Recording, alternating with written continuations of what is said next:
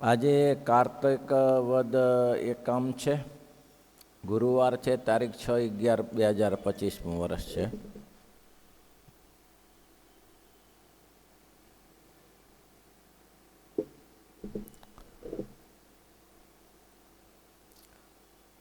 શ્રીજી મહારાજે પ્રશ્ન પૂછ્યો છે, 6થો પ્રશ્ન છે.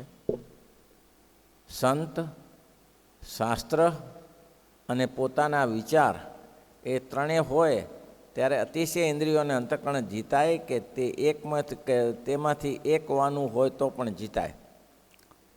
ભાઈ, સંત, શાસ્ત્ર અને પોતાનો વિચાર, ઇન્દ્રિયોને તો આપ સૌ જાણતા હોઈએ. 10 ઇન્દ્રિયો છે, 4 અંતઃકરણ છે.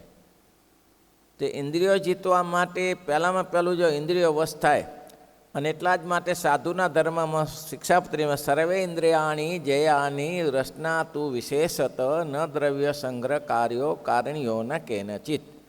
સાધુ પુરુષોએ પોતાની બધી ઇન્દ્રિયો જીતવી. સર્વે ઇન્દ્રિયાણી જયાની તો વિશેષત રસના, જીવા ઇન્દ્રિયને વધારે જીતવી. કેમ? જીવા ઇન્દ્રિયને જીતવાથી શું થાય? રસનાને જીતી તો શું થાય? રસ પરમ વિષયા વિનિવર્તન્તે નિરાહારસ્ય દેહિન રસવર્જો રસોપ્રદે પરમ દિષ્ટવા નિવર્તન્તે. કોઈ વસ્તુ મળે જ નહીં. મહારાજ કે નવા પરણાવ્યા હોય છોકરી છોકરાને, પતિ પત્નીને, અને બહુ કામ આસક્ત હોય, પરણાવ્યા હોય ન હોય એટલે સ્વાભાવિક આસક્તિ હોય, પણ એવા પુરુષને ને સ્ત્રીને 2 રાત્રિ અને 2 દિવસ ખાધા પીધા વગર ચલાવીએ પછી કોઈ આસક્તિ રહે નહીં. પછી ભલે સાથે સૂઈ રહ્યા હોય પણ એને કોઈ વાસનાની આસક્તિ રહેતી નથી. કેમ? એ થાક ના માર્યા.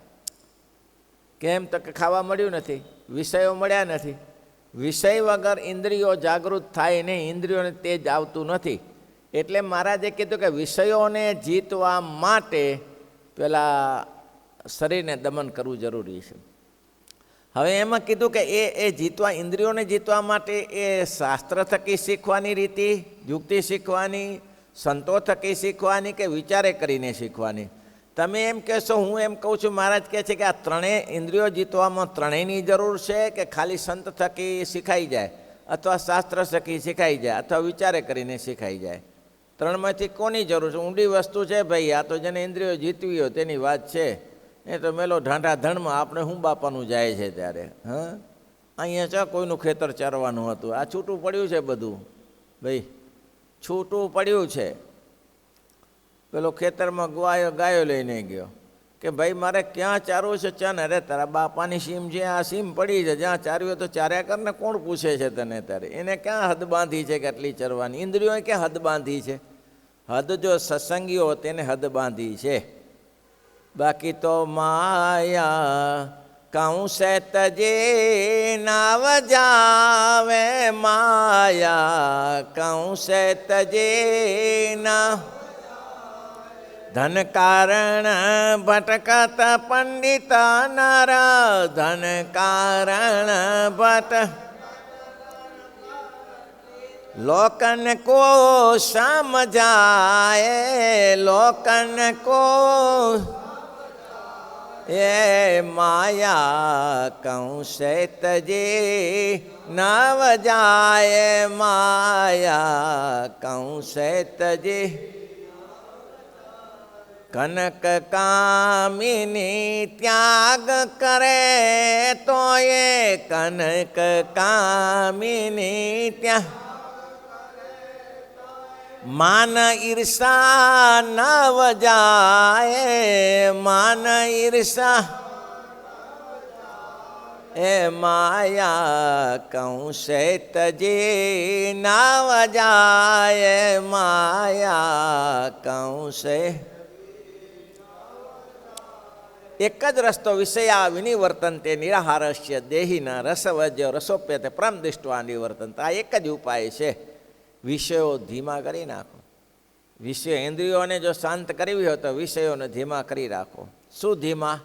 માપથી ખાઓ. જીવબા ને લાડુબા એ બધું આમ જોખી જોખીને ખાતા. તો શું કરવા? તો કે વિષયો જ પરેશાન કરે છે. નિષ્કામ વ્રત પાડવું હોય તો મર્યાદામાં ભોજન કરો, મર્યાદામાં રહો, તો વિષયો જીતાશ. મહારાજ કે તમે એમ કહો છો કે ત્રણે કરીને જીતાય કે એકે કરીને જીતાય? પછી મહારાજ એનો ઉત્તર ના આપતો એમ જ કહ્યું કે તમે એમ કહેતા હો કે ત્રણેય સાથે જોઈએ તો સંતો થકી કઈ યુક્તિ, શાસ્ત્ર થકી કઈ યુક્તિ શીખવી? શાસ્ત્રમાંથી યુક્તિ શીખવી પડે ને, શાસ્ત્ર થકી કઈ યુક્તિ શીખવી? તો શાસ્ત્રે કરીને તો ભગવાન અને સંતોનું મહાત્મા જાણવું. શાસ્ત્રે કરીને સંતોનું ને ભગવાનનું મહાત્મા જાણવું. ભરવ બ્રહ્માદિકને દુર્લભ છે એવું કહ્યું છે ને કીર્તનમાં. સવારે દરરોજ બોલવાનું કહ્યું છે, કેટલા બોલતા ખબર નહીં આપણે, મને ભૂલાય જ. સવારે ઉઠીને આપ કીર્તન નહીં બોલતા, અમે તો બોલીએ દરરોજ, પણ હવે ત્યાં સમય ઉપર તો જ્યાદા આવું બરાબર છે ને. પાછું કીર્તન એવું છે, મારા વાલા જેસુ વાલપદી સે રે, તેનો સંગ સિદત જીએ તે વિના કેને ભજ. એમાં લખી છે ચોથી કડી, અમૃત પેયતી મીઠા રે મુખ સે, અમૃત પેયતી મીઠા રે મુખ સે, હરિના ચરિત્ર સુણાવે રે, હરિના ચરિત્ર. બ્રહ્મા ભવાસન કાદિક જેવા, બ્રહ્મા ભવાસન કાદિક જેવા, જેના દર્શન કરવાને આવે રે, જેના દર્શન કરવાને આવે રે, તેનો સંગ સિદ્ધત જીએ તે વિના કોને. આવો સંતનો મહાત્મા સમજો. મહેશભાઈ ઘણા દિવસે દેખાણા. આવો સંતનો મહિમા સમજવાનો કે સંતો આવા હોય છે, ભવ બ્રહ્માદિકને દુર્લભ છે. અને એ પુરુષોત્તમ નારાયણ કેવા છે, આ સંતનો મહિમા. આપણે કંઈ લાંબુ નહીં, સંતનો મહિમા. પુરુષોત્તમ નારાયણ કેવા છે? જ્યાં કો ભવ બ્રહ્માદિક પાર ન પાવત હે, તાહ કો આહિર કી છોરિયા છછિયા ભરી છાછ નચાવત હે. પુનિત કહે છે, પુનિત કહે તું પાલવ પકડે તો, પુનિત કહે તું પાલવ પકડે તો, વેચાશે પાણીને સાઠે. પાણીને સાઠે વેચાશે. એનું શરણું લે, શરણું લે. કંથકોટમાં કચરા ભગત, એનો મહિમા કેવો છે. ભવ બ્રહ્માદિક જેવા જેને પામી શકતા નથી. કચરા ભગત વહેલી સવારે મહારાજ પહોંચી જાય, એના બૈરી પિયર ગયેલ, એના ઘેરથી પિયર ગયેલ. ભગવાન કે કચરા ભગત તો ક્યાં ભૂખ્યા થયા છીએ? ભૂખ્યા થયા છો, પણ મારા ઘરવાળું તો છે નહીં, તો રોટલા કોણ બનાવે? તો તમે બનાવો ને. મારે કે આ શાક બકાલું વેચવાનું, અને અમારે તો સવારનો ધંધો. ગામડામાં કે 24 કલાક ધંધો ના ચાલે. સવારે કલાકમાં બધો લેવાનું લઈને બધે પોતાના ઘરે થઈ જાય. વહેલી સવારે આવે ને રસોઈ બનાવીને ખેતરે ચાલે જાય. આખો દિવસ બેસી રહેવાનું. હવે આ કરવું તો આ નથી થતું. બોલો મહારાજ શું કરું ત્યારે કહો? તો મહારાજ કે એક કામ કરો, પુનિત કહે તું પાલવ પકડે તો વેચા છે પાણીને હાથે. એક કામ કરો કે શું? મહારાજ કે અમે શાક બકાલામાં બેસી વેચીએ, તમે રોટલા બનાવો. ભલે મહારાજ એવું કરો. મહારાજ બેઠા થડા ઉપર, પાણીને હારે વેચાય. લ્યો આ શાક બકાલું વેચવા બેઠા દુનિયાને હાથે. દલપતરામ કવિએ કીધું ને કે તમારા સ્વામિનારાયણ ભગવાન કહો છો એ મોચી છે નહીં? હા હા, પ્યોર મોચી છે. તો તમે મોચીને ભજો છો? હા હા, એમાં શું વાંધો? કે મોચીને ભગવાન માનો છો? મોચીને જ ભગવાન માનીને એમાં શું વાંધો તમારે? ગજબ છે હો, પહેલી વાર તમે એવા મળ્યા. બધા લોકો તો એમ કહે છે કે બ્રાહ્મણ છે ને આ છે ને તે છે. તમે પહેલી વાર મળ્યા કે મોચી છે અમારા? હા, અમારા ભગવાન મોચી છે. મોચી છે હજી વિચારે? અરે મોચી 100% મોચી. એ શું ધંધો કરે? એ બસ જ બૂટ ને ચંપલ ને એ જ બનાવે. એવું બનાવે છે તો કે હા. અને દલપતરામીએ જે કહ્યું કે જુઓ તો ખરા, જાત જાતના ઘોડા હાથી ને આ બધી રચના માણસ મનુષ્યની રચના કરી. અરે વિચાર તો કરો, મોચી નહીં બૂટ ચંપલ તો એકબીજાને ભૂલાઈ જાય, પણ આ કોઈને ભૂલાય છે? આ મોડલ ભૂલાય છે કોઈને? આ માણસના મોડલ ભૂલાય છે કોઈને? કોઈ દિવસ ના ભૂલાય હો. છે તો મોચી. પણ મોચી કોઈ અલૌકિક છે. દુનિયાભરની સૃષ્ટિ, પેલો એક માત્ર બૂટ ચંપલની સૃષ્ટિ કરે, પણ અમારા ઈષ્ટદેવ તો દુનિયાભરની સૃષ્ટિ કરે. દલપતરામ કવિએ લખ્યું, મને કવિતા યાદ નથી. આવા આપણા ભગવાન છે, દુનિયાભરની રચના કરનારો ભગવાન. આજે બોલો તો બેસી ગયા થડા ઉપર શાક બકાલું લઈને. ભગત રોટલો બનાવે, પણ ધ્યાન તો ત્યાં રહો કે આ ભગવાન છે. ઉઠાવીને કરંડીઓ આપી દીધું તો મારા તો દિવસના રામ રમી છે ને, આને હું પરોપકારી છે. એટલે રોટલા બનાવતા જાય ને ધ્યાન આમ રાખે. મારા સમજી ગયા કે આને છે ને શાક બકાલામાં ધ્યાન છે, રોટલામાં ભલી વાર નહીં આવે. એટલે ત્યાં એક બેન આવી, એ ભાઈ નવો આવ્યો છો? તો કહો ભાઈ અચ્છા ભગત ક્યાં ગયા? ઘરમાં. અડધા રૂપિયાનું રીંગણા આપ. મારે કે સારું. તે અડધા રૂપિયાનું તોલું નાખ્યું, પછી રીંગણા જેમ ઘી જોખે ને એમ જોખે, સોનું જોખે. ત્યાં પહેલી વી ફ્રી. ભાન પડે છે કે નહીં? હવે શું મહારાજ કે શું ભાન પડે? ત્યાં આ રીતે રીંગણા નાખવાના, ઘી નાખીએ તેમ. ભગત તો બે ખલકા નાખી દે છે વધારે. કે ભગત અમારા શેઠ કહેવાય ને અમે કર્મચારી કહેવાય, અમારે નોકરોને એવું ના કરાય, અમારે મર્યાદા હોય ને. કે પણ તો તને હું આધો છે એક અંદર વધારે નાખતો હોય તો તને ક્યાં ખબર પડે મહારાજ કે આધોથી ઘોડા ઉપર લાવીએ છીએ, એના ભાડા નહીં થતા હોય, મફત જોઈએ છે, નીકળે અહીંથી નથી આપવું. લે બાયડીને કાઢી મૂકી અમથી એમને બેને. પછી ભગતને એમ થયું કે હવે વાંધો નથી, હવે જખ મારે કોઈને વધારે નહીં આપે. પછી ભગતનું રોટલામાં ધ્યાન રહ્યું. આવા ભગવાન સસ્તા થાય ભાઈ. જ્યારે ભગવાન જ્યારે પૃથ્વી ઉપર આવું મહાત્મા છે, અનંત કોટી બ્રહ્માંડને નચાવનારો એ પુરુષોત્તમ નારાયણ અહીંયા આપણે ત્યાં આવ્યા અને આપણે ઈષ્ટરૂપે મળ્યા. અને મહારાજ કહે છે કે અમારો આશરો અમારી મહેનત સામે જોજો. મહારાજે કહ્યું અમારી મહેનત સામે જોજો. અમે કહ્યું મહારાજ કે લાખમાં લોભાનો અંજારમાં આવેલા ને તે કાળા તરાવ તેરાથી હરિભક્તો આવેલા, હરભમભાઈ ને રવજીભાઈ ને બધા. તે અંજાર મળ્યા મહારાજને. તે મહારાજે પાણીનું પૂછ્યું નહીં, બેઠા પાછળ. સભામાં ચાલતી હોય પાણીનું કોણ પૂછે? ત્યારે બેસી ગયા. સંકલ્પ થયો, એટલે દૂરથી ચાલતા ચાલતા આવ્યા કાળા તરાવ, પાણીનું પૂછતા નથી, જમવાનું તો નહીં. ને મહારાજ સભામાં જ કીધું કે કેટલાક તો એવો સંકલ્પ કરે છે કે એટલે દૂરથી આવ્યા અને કોઈ પાણીનું પૂછતા નથી, પણ એને ખબર ક્યાં છે અમે કેટલી દૂરથી આવ્યા છીએ. લાખમાં લોઢાનો ગોળો હોય તેને ઉપરથી મૂકીએ તો વાયુને ઘસાતો રહી જવો રે કે ના રે, એટલું અમારું અક્ષરધામ છે, ત્યાંથી આવ્યા છીએ. બોલો તો એ લોકો અપમાન કરે છે ને, તો એ લોકો અપમાન કરે છે, તેને સહન કરીએ છીએ. એટલે સંતો થકી, શાસ્ત્ર થકી આ મહાત્મા સમજવું. શાસ્ત્ર થકી આ મહાત્મા ભવ બ્રહ્માદિકને દુર્લભ એવા ભગવાન મને મળ્યા છે. બહુ દુર્લભ છે ભગવાનનો મહિમા સમજવો. ના સમજી શકાય, અને સમજી શકાય તો આચરણમાં ઉતરે નહીં. સમજી શકાય મહિમા છે, પણ પ્રકૃતિ આચરણ થાય છે, પ્રકૃતિ સરખું આચરણ થાય છે, એ અમલમાં ઉતરતું નથી. આ ના કરાય ને આ કરી લેવાય. ભગવાનના ધામમાં જવું હોય તો આ લફમાં ન ઉતરાય, ભગવાનમાં પેલી પ્રીતિ જોડી રહેવાય, એ થતું નથી. તો કે ત્યારે વ્યવહાર કરવો જ નહીં? તો કે કરવો ને. તો કેવી રીતે? ઉશૃંખલ ઢોરની જેમ.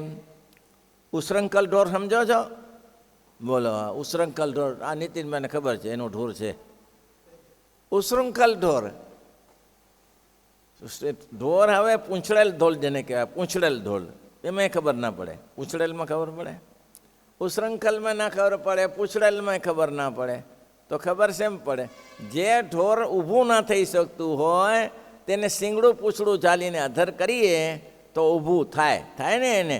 પણ હાથ એને મૂકી દઈએ, ટેકો મૂકી દઈએ તો ધબ દઈને નીચે પડે ને. તેમ વ્યવહાર એવો કરવો. વ્યવહાર જ્યાં સુધી જરૂર હોય ત્યાં સુધી કરવો, અને કામ પૂરું થઈ જાય, મેલ પડતો વ્યવહાર પૂરું થઈ ગયો. હવે નવું, હવે આને ચેપ્ટરને જ પકડી રાખવાનું હતું. તો મહારાજ કે વ્યવહાર એવો કરવો. બાકી વ્યવહાર તો કર્યા છે છૂટકો જ નથી. મહારાજ કે વ્યવહાર એવો છે, ભજનમાં પ્રીતિ ના થાય અને વ્યવહારમાં પ્રીતિ થાય. વ્યવહાર અઘરો છે, ભજન એટલું સહેલું નથી. ભજન કરવા માળા કરવાનું નક્કી કરો કે આજે 100 માળા કરવી છે તો તમે કરી જાઓ, હાલતા ચાલતા તમે જપ્યું રાખીને ફાંજે પૂરી કરી નાખો સ્વામિનારાયણ, અને એમ તમારું મને એકાગ્ર થાય. પણ એ ના થાય. પૈસા ગણવામાં ગુણાતીતાન સ્વામી કે અત્યાર સુધી કોઈ જોયો નથી કે 5,000 રૂપિયા ગણતા ગણતા કોઈને ઊંઘ આવી જી? બોલો, આવી જી? સાંભળ્યું? 5 લાખ રૂપિયા ગણતા ગણતા ઊંઘી ગયો, રસ્તામાં પૈસા પડ્યા રહ્યા, એમને ઊંઘ આવી?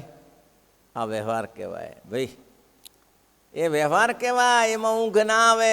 આમ પ્રેમથી ગણે પૈસા, પાછળ ટેસ્ટથી ગણે. એમાં પોતાના હોય તો પણ એ પૈસા ગણો, તમારા પૈસા ગણો ને બેંક મેનેજરે પૈસા ગણે ને. બેંક મેનેજરે પૈસા તો ગણે ને, તો બેંક મેનેજર પૈસા ગણતો ખુશ થઈ જાય, હા આજે તો 5 કરોડ આવી ગયા. એના બાપનું શું? આવી જાય સરકારને પૈસા, બેંકમાં જાય પૈસા, અને પોતાને શું મળ્યા? પોતાને તો જે મહિને 25-30 હજારનો પગાર મળે છે, એ જ એનો પગાર. એ પગાર આવે ત્યારે ખુશ થાય, પૈસા નાખી જાય ને તો ખુશ થાય, વાહ વાહ આજે પગાર આવી ગયો. પણ પેલા 5 કરોડમાં ખુશ થાય છે? તેમ સ્વામિનારાયણ ભગવાન કહે છે, તમારે જે રોટલા ખાવા મળે છે ને એમાં ખુશ રહેવું. હા ભગવાને બહુ સરસ આપ્યું, હે બહુ રીંગણનું શાક ને બાજરીના રોટલા મહારાજે બહુ દયા કરી દીધી. લ્યો આજે આવી કેમ મળે, એમાં રાજી થવું. બાકી ત્યાં લાડુ ને પેંડા ને ઢગલા પડ્યા હોય, એમાં રાજી થઈને શું આપણે કામ છે? એ તો ભલે હોય ને ત્યારે અનુકૂળ ધરાવે એમ માની લેવાનું, બીજું લફ નહીં કરવાની ત્યારે. તો સ્વામી કે આ મહારાજ પોતે કહે છે, શાસ્ત્ર થકી આવું ભગવાનનું મહાત્મ્ય સમજવું. પછી સંતોષ થકી શું સમજવું?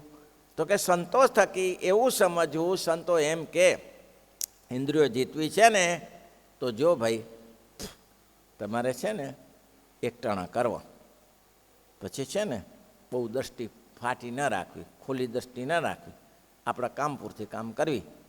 અને આપણે રસ્તામાં ચાલે જતા હોય તો ડાફડિયા ના મારવા. ભાઈ સંતોષ કે શું શીખવાનું? રસ્તામાં જો આ ગુરુકુળમાં તો છોકરા ઘણા બધા હોય, તો એમાં ડાફડિયા ના મારવા. આ ફલાણી બેન આવી છે ને ફલાણી બેન છોકરી આવી છે ને એનું કૂટ્યા કરશે, એમાં આપણે ક્યાં કામ છે? ત્યારે એની સાથે જરૂર છે આપણે. તો એ ડાફડિયા ના મારવા, એ સંતો થકે એકાગ્ર દ્રષ્ટિએ ચાલવું. મોટા સંતો કહેતા કે રસ્તામાં જઈએ તો રસ્તામાં જતાં આગળના સંતો તરફ એની પ્યાની તરફ ધ્યાન રાખવું, પણ આમ તેમ ડાફડિયા મારવા નહીં. અને કેટલો નિયમ બતાવ્યો કે સાધુએ પોતાના ગામમાં જવું નહીં, પોતાના દેશમાં જવું નહીં. શું કરવા? એ ક્યાં કે પ્રીતિ થાય, ક્યાં કે પ્રીતિ થાય એવું છે રે. પેલા નાનક ગુરુ નાનક છે ને, એક જગ્યાએ પધરામણી માટે બોલાયા ગુરુ નાનકે કે બાપજી છોકરાના લગ્ન છે, 5-10 સંતો ને 25 સંતો લઈને આવો ને તો ધામધૂમથી મારા છોકરાના લગ્નના આશીર્વાદ આપો. ગુરુ નાનકે કીધું આશીર્વાદ આપું, પણ 2 કામ થશે.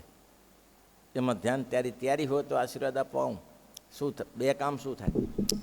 તકલીફ એ થાય કે કાં તો મારામાં કોઈ કાચો પોચો હશે તો એ મારો ભેગ છોડીને સાધુ થવાનું બંધ કરીને ગ્રસ્તમાં ચાલ્યો જશે.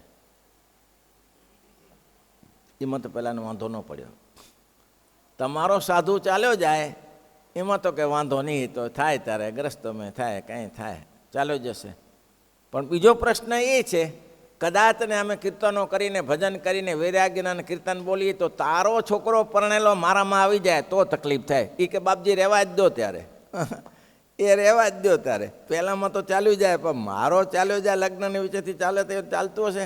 બાપજી બંધ કરો પધરામણી, તો બસ ત્યારે આ રાખ ત્યારે આવું છે. ત્યારે આવું કોઈ જગ્યાએ થાય. એવું અમદાવાદમાં એક સંત હતા, અમે નાનદાસના આસને રહેતા હતા. ત્યાં એક સંત બહુ ગુણિયલ હતા, બહુ ભજન કરે. ત્યાગના ટકે રે વૈરાગ્ય વિના, એવા સરસ વૈરાગ્યના કીર્તન ગાય.